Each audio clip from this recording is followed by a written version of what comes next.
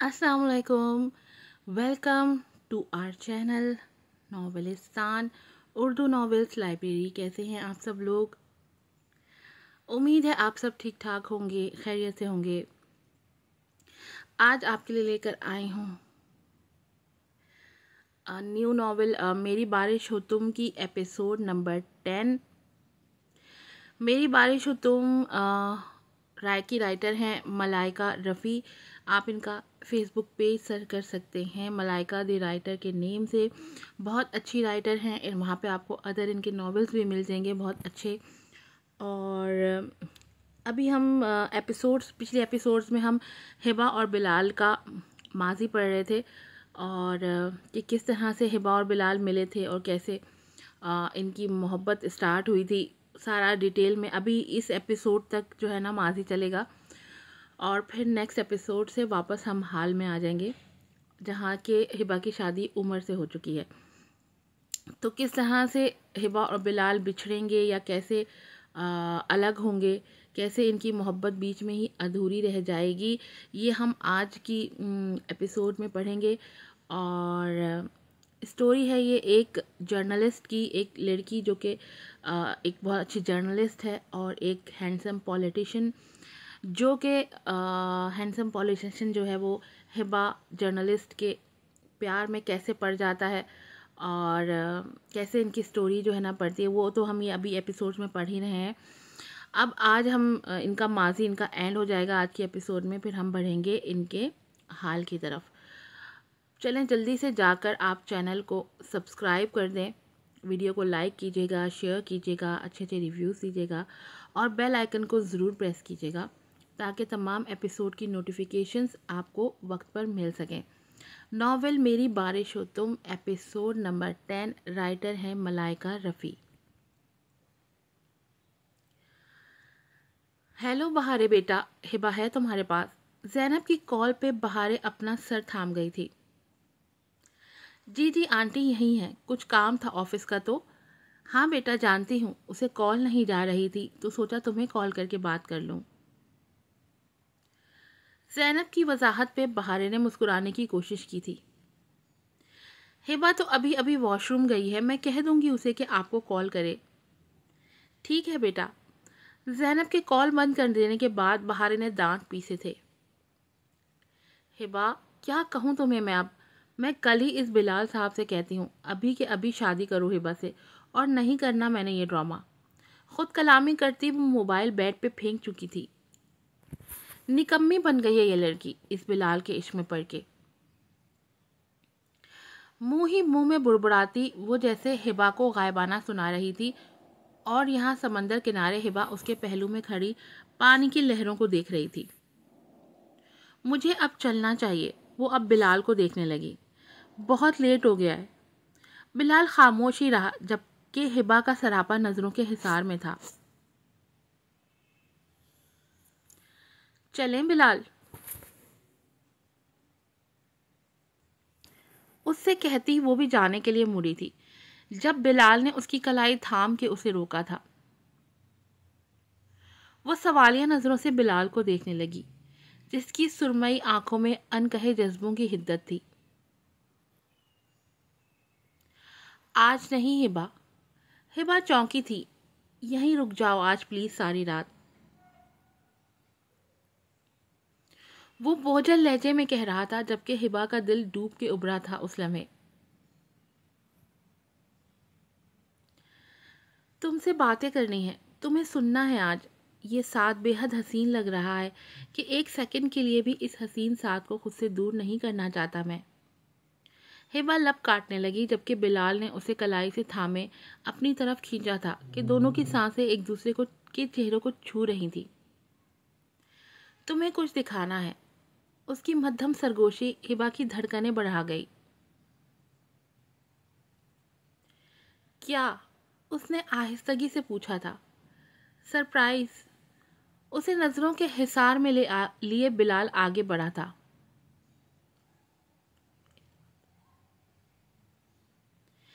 Cafe ऐलान तो पूरा रेस्टोरेंट उसने हिबा के लिए बुक करवाया था। और अभी दोनों आमने सामने बैठे थे। हिबा ने चारों तरफ नजरें दौड़ाई और फिर बिलाल को देखने लगी। हमारे अलावा कोई और क्यों नहीं है? उसके सादा से सवाल पे बिलाल ज़ेरे लब मुस्कुरा दिया था। क्योंकि मैं नहीं चाहता था कि हमारे अलावा कोई हो। हिबा उसे देखे गई हैरान आंखों से और फिर पलकें झुका गई। ये शख्स उसे हर रोज हैरान कर देता। Anything for you my love. Hiba पलकें उठा के उसे देखने लगी, जिसकी गहरी निगाहें उसके चेहरे का तवाफ कर रही थी। इस हसीन शाम का मुंतजिर था मैं कि तुम्हारा यकीन जीत के मैं तुम्हारे साथ यहाँ आऊं। बिलाल ने धीरे से उसका टेबल पे रखा हाथ थामा और उसके हाथ की पुष्ट पे अपने लब रख दिए। हिबा ने घबरा के अपना हाथ खींचा तो बिलाल ज़ेरे लब मुस्कुराने लगा। अगर मैं अपना सवाल आज फिर दोहराऊं। हिबा की आंखों में सवाल उभरा था और फिर वो जैसे बिलाल की आंखों में जवाब भी पा गई थी, और तभी पलकें बोझल होके उसके गालों पे साया फिगन हुई थी। शायद बिलाल भी अपना जवाब पा चुका था। तभी बिना कुछ मजीद पूछे पास रखा मखमली डिबिया उठा के खोली और उसमें मौजूद कीमती डायमंड रिंग उसमें से निकाल के हिबा के हाथ फिर से थाम के उसे पहना दिया, जबकि हिबा की आंखें हैरत से फैल गई थी। उसने तेजी से अपना हाथ खींचना चाहा, लेकिन बिलाल की गिरफ्त मजबूत हुई थी उसके नाजुक हाथ पे। बिलाल प्लीज। वो हिचकिचाहट का शिकार हुई थी। ये तुम्हें हमेशा यही एहसास दिलाएगा कि तुम मेरी अमानत हो। बिलाल ने नरमी से कह के उसका हाथ छोड़ दिया। सब पूछेंगे, क्या बताऊंगी? वो परेशान हो गई थी। परेशान नजरों से अपने हाथ की तीसरी उंगली में उसने उस नाजुक सी डायमंड रिंग को देखा था। कह देना बिलाल ने पहनाई है, वो पुरसुकून लहजे में कहता उसका सुकून बर्बाद कर गया था। हिबा ने घबरा के उसे देखा। वो शरारत से मुस्कुरा रहा था। डोंट वरी, कुछ दिनों में मॉम एंड डैड वैसे भी आ रहे हैं तुम्हारे घर, तुम्हें हमेशा हमेशा के लिए मेरा बनाने, मुझे तुम्हारे संग खुशनसीब बनाने। हिबा लरसती पलकें झुका गई थी। जर्नलिस्ट हिबा, किस किस अदा से मेरा कत्ल करेंगी आप? एक ही बार बता दें। बिलाल के लहजे की बेताबी आया थी। हिबा ने पलकें उठा के उसे देखा था और हल्का सा मुस्कुराई थी, जबकि बिलाल उसे नजरों के इज़हार में लिए एक सुकून अपने अंदर उतरता महसूस कर रहा था। लेकिन उसकी आंखें उसकी बेताबियों को अया कर रही थी कि किस तरह कि किस कदर वो हिबा की चाह में पागल हुआ जा रहा है।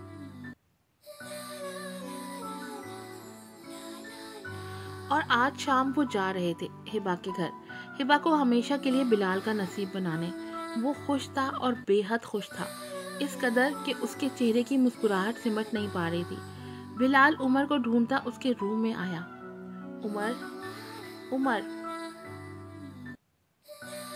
एक दो आवाजें देके इधर उधर नजरें दौड़ाई थी उसने, लेकिन वो शायद कमरे में नहीं था। तभी अपना कनपटी खुजाता वो कमरे से बाहर जाने का सोचने लगा। जब नजर टेबल पे गई थी जहाँ कुछ फाइल बिखरी पड़ी थी, उसने उछम्बे से उन बिखरे फाइल और पेपर्स को देखा था। इसकी अजीब आदत। जेरे रैप बुड़बुड़ाया वो झुका था और उन पेपर्स को तरतीब देने लगा। जब नजर कुछ पेपर्स पे रुक गई थी, वो न्यूज़पेपर के कुछ टुकड़े थे। वो देखने लगा। हर टुकड़ा हिबा के कॉलम में से था। उसका दिल अजीब अंदाज में धड़का था। उसकी नज़र लैपटॉप पे ठहर गई थी। मुझे एक लड़की बेहद पसंद है। I am just falling for her. बहुत खूबसूरत है वो, न्यूज़ रिपोर्टर है, लेकिन बहुत अच्छी परफॉर्मर भी है। उसे वही बातें याद आई थी जिन पे उसने कभी ध्यान नहीं दिया था, और अब एक एक करके याद आ रही थी उसे।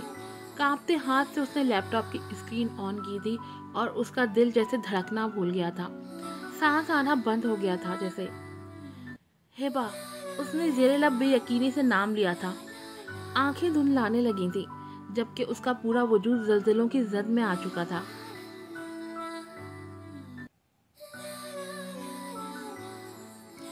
हिबा, उसने दोबारा नाम लिया था। किस कदर बेयकीनी लिए हुए था उसका लहजा। उसकी आंखें पल भर में पानियों से लबरेज हुई थी। तो वो लड़की हिबा है, हिबा जिससे उसका भाई मोहब्बत करने लगा है और जिसे अपनाना भी चाहता है। तो अब क्या होगा? वो लैपटॉप स्क्रीन देखने लगा। The most beautiful girl. वो रो देना चाहता था, वो खुद को ख़त्म कर देना चाहता था, अपने जहन को पाक कर देना चाहता था जहाँ हिबा का अक्स था, जहाँ हिबा मुकम्मल बिखरी पड़ी थी। लेकिन ये कब मुमकिन है? क्या ये मुमकिन है?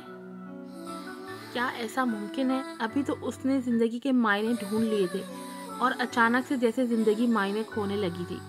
उसके मोबाइल पे कॉल आ रही थी। वो देख रहा था हिबा का नाम बार बार स्क्रीन पे जगमगा रहा था, लेकिन वो बस साकित बैठा देख रहा था।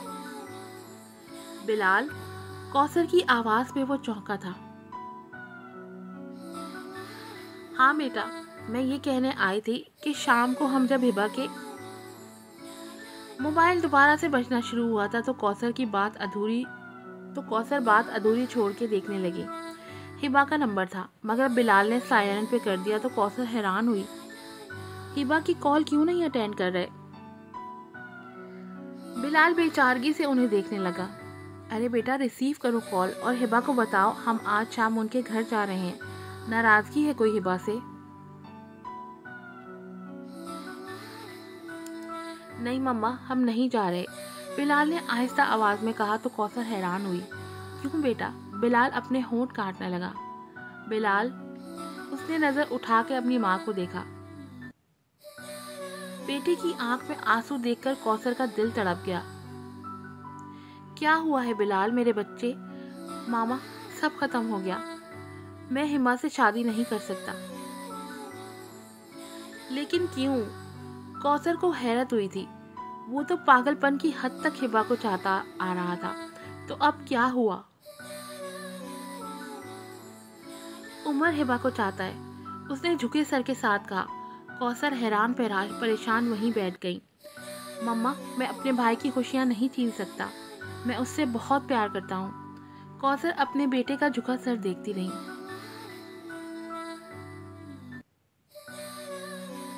आपको मेरी कसम है मम्मा, आप उमर को ये बात नहीं बताएंगी? प्रॉमिस करें। कौसर दुखी दिल के साथ अपने इस बेटे को देखने लग गई, जबकि उसने मोबाइल उठा के हिबा का नाम ब्लॉक कर दिया था और साथ ही आंसू का कतरा आंख से गिर के उसके गाल पे फिसला था। अब बस तारीकियां ही उसका मुकद्दर ठहरी थी शायद। उसकी कॉल तो वो रिसीव नहीं कर रहा था, लेकिन वो हिबा का नंबर भी ब्लॉक कर चुका था। ये बात उसे पागल बना रही थी और इसीलिए वो उस आलीशान ऑफिस के 6th फ्लोर पे मौजूद थी। दरवाजे को धक्का देती वो अंदर दाखिल हुई थी, जहां बिलाल सोफे में बैठा अपनी सोचों में गुम था। हिबा को यहाँ देख के वो चौंका था। किस कदर बिखरी बिखरी लग रही थी। आंखें मतरून सुर्ख हो रही थी, जबकि चेहरे पे गुस्सा था। बिलाल अपनी जगह से उठ खड़ा हुआ था और हिबा ने करीब आके उसके मुंह पे थप्पड़ मार दिया था, जबकि बिलाल लब भींचे उसे देख रहा था। मेरा नंबर ब्लॉक क्यों किया है? बिलाल ने नजरें चुराई थी। बताओ। उसकी आवाज ऊंची हो गई थी। मैं तुमसे शादी नहीं कर सकता। बिलाल के दो टोक अंदाज पे हिबा उसे हैरानी से देखने लगी। इसलिए तुम्हारा नंबर मैं ब्लॉक कर चुका हूँ। नहीं कर सकते? वो हैरत से पूछने लगी। आंखें नमकीन पानियों से लबरेज हो गई थी। नहीं कर सकता, बिलाल नजरें चुराते बोला तो हिबा ने उसका मुंह अपनी तरफ मोड़ के उसकी आंखों में देखने लगी। क्या मतलब नहीं कर सकते? ऐसा क्या हो गया जो नहीं कर सकते? बिलाल लब भींचे नजरें चुराने लगा। दिल भर गया तुम्हारा मुझसे, है ना? हिबा जहरखान मुस्कुराहट लिए उसे देख रही थी, जबकि बिलाल खामोश निगाहों से उसे देखने लगा। तो मैं टाइम पास थी। उसका दिल तड़प गया कि कैसे उसकी मोहब्बत को टाइम पास का नाम दे कोई, लेकिन खामोश रहा। मेरी तरफ देखो, देखो। हिबा उसका कोट पकड़ के चीखी थी। वो उसे देखने लगा। उसकी खूबसूरत भीगी आंखें, बिलाल का दिल किरची सा हो गया। इन खूबसूरत आंखों से वो बहुत मोहब्बत करता था। कैसे इन आंखों में आंसुओं का सबब बन रहा है वो। ढोंग रचाया है मुझसे मोहब्बत का, तुम जैसे अमीरजादे की कुछ दिनों की फैंटेसी और मेरा उम्र भर का रोग। उसकी आंखें छलकी थी मगर वो फिर भी मजबूत बनी उसे देख रही थी। अरे वाह, क्या फैंटेसी थी ये भी। तरसोगे बिलाल असलान अहमद, सुकून के लिए तरसोगे। नहीं मिलेगा तुम्हें सुकून, ये मेरा वादा है तुमसे। वो फिर भी खामोश रहा तो वो हिज़ियानी अंदाज में चीख पड़ी थी और उसका मुंह नोचने लगी।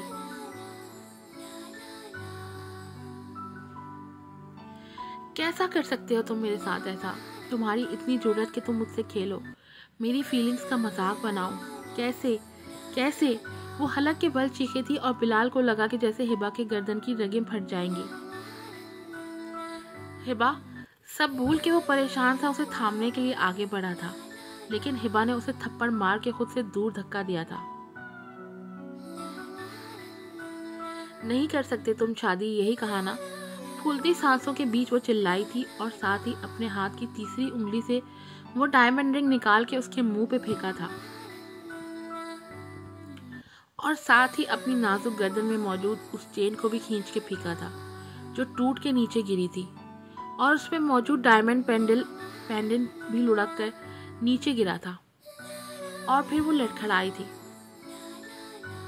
बिलाल बेइख्तियार आगे बढ़ा था उसे थामने, लेकिन हिबा की तेज नजर ने उसे वहीं रोक दिया था और फिर वो देख रहा था जिस तरह से लड़खड़ाते कदमों को मजबूती से जमीन पर रखने की कोशिश करती वो चलते हुए उस ऑफिस से बाहर गई थी। वो उसके डगमगाते कदमों को दूर तक जाता देखता रहा। माजी की यादों से निकल के वो अपनी आंखें मसलने लगा।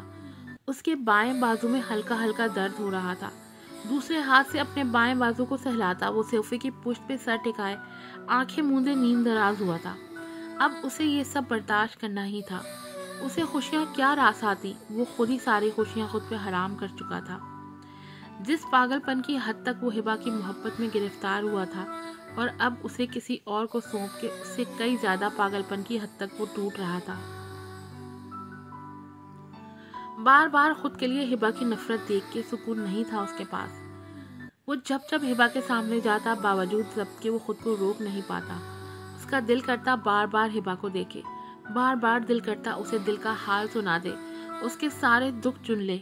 अपने भाई को खुशी देने के चक्कर में उसने उस हिबा को ख़त्म कर दिया था जिसकी मोहब्बत में वो गिरफ्तार हुआ था।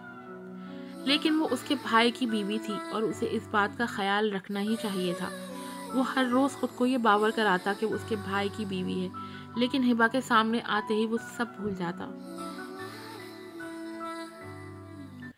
हाल किताब हाथ में लिए वो सोफे पे बैठी पढ़ रही थी जब उमर उसके सामने आके खड़ा हो गया। हिबा उसे सवालिया नज़रों से देखने लगी। आप प्लीज़ बेड पे आराम से सो जाया करें, मैं यहाँ सो जाया करूँगा। वो नज़रें चुराए उससे बात कर रहा था कि मुबादा हिबा की आंखों में उसे नफरत नजर न आए। वो खिलाफ मामूल खामोशी से उठ के बेड पे जाके बैठ गई। उमर हैरत से उसे देख रहा था, वो खामोशी से कैसे बात मान गई थी। हिबा ने किताब से नजरें हटाई। वो हैरान सा सोफे पे बैठा था। हिबा के लबों पे मुस्कुराहट ठहर गई और दोबारा से किताब पढ़ने लगी। डैड कह रहे थे कि आप उनके साथ ऑफिस ज्वाइन कर चुकी हैं, आई मीन पॉलिटिक्स। उमर के पूछने पे उसने किताब से नजरें हटा के उसे देखा। लेकिन आप तो जर्नलिज्म। उमर बात अधूरी छोड़ गया था। हिबा खामोश ही रही। मुझे पॉलिटिक्स में ज़्यादा इंटरेस्ट, लेकिन मुझे है। हिबा ने उसकी अधूरी बात का मतलब समझ के जवाब दिया था और फिर उमर खामोश हो गया था। अभी तो हिबा उससे थोड़ा अच्छे से बात करने लगी थी और अभी से वो हिबा को फिर खुद से दूर नहीं करना चाहता था। तभी खामोशी से सोफे पे लेट गया था। नजरें भटक भटक के हिबा पे जा रही थी जो फिर से किताब पढ़ने में मगन हो चुकी थी।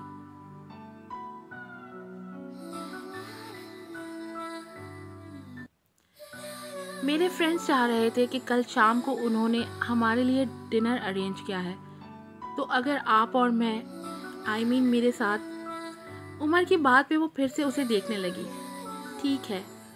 और अब की उमर को हैरत का झटका लगा था। वो नीम दराज से उठ बैठा था और हैरत से हिबा को देखने लगा। Oh wow! हिबा उसे ही देख रही थी बेहद संजीदगी से। जबकि उमर को अंदाज़ा हो गया था कि कुछ ज़्यादा ही वो पुरजोश हो रहा है। तभी खंगार के वो सीधा हुआ था। वाओ, हम आप जा रही हैं?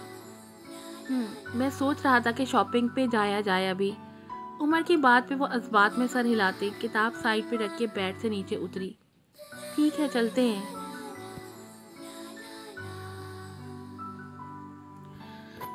उमर की आंखों में हैरत उभरी थी। हिबा आज उसे हैरान पर हैरान कर रही थी, जबकि हिबा अब सब अल्लाह पे छोड़ चुकी थी। इन सब में कसूर शायद नसीब का था और उस शख्स का जो उसे नीम दोराहे पे छोड़ के पीछे हुआ था।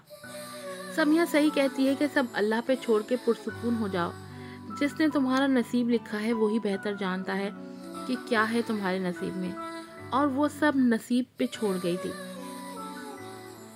हिबा, मैं तुम्हारी बड़ी बहन जैसी हूँ। उमर इंसान है और अल्लाह का वैसा ही एक बंदा है जैसे कि तुम हो। क्या तुम नहीं जानती कि अल्लाह किस कदर नाराज़ होता है कि उसके बंदे से अच्छा बर्ताव ना किया जाए। उमर की ज़ात से तुम्हें कभी कोई तकलीफ़ नहीं पहुँचेगी, लेकिन उसे तुम भी तकलीफ़ देना बंद कर दो। अगर तुम चाहती हो कि तुम्हें सब्र आए, तुम्हारी दुआएं अल्लाह सुने, तो उसके नेक बंदे को तकलीफ़ मत दो। उसे अपना शौहर नहीं मानती मत मानो। जोर ज़बरदस्ती हुई है तुम्हारे साथ, नाराज़गी लाजमी है। हम ज़बरदस्ती किसी से मोहब्बत नहीं कर सकते, लेकिन उसे तकलीफ़ देना तो बंद कर सकते हैं मेरी जान। तुम समझ रही हो ना मेरी बात? एक आम इंसान ही समझ लो, लेकिन उसे तकलीफ़ मत दो। अगर तुम ऐसा करोगी तो देख लेना अल्लाह पाक तुम्हारी सुनेंगे और तुम खुशनसीब बंदों में से एक बन जाओगी। उसे समिया की बातें समझ आ चुकी थी और तभी वो बिलाल से नफ़रत एक साइड पे रख के उमर से अब उस लहजा में बर्ताव दुरुस्त कर चुकी थी। आज की एपिसोड यहीं पर ख़त्म होती है। फिर मिलूँगी आपसे नई एपिसोड के साथ। अस्सलामुअलैकुम।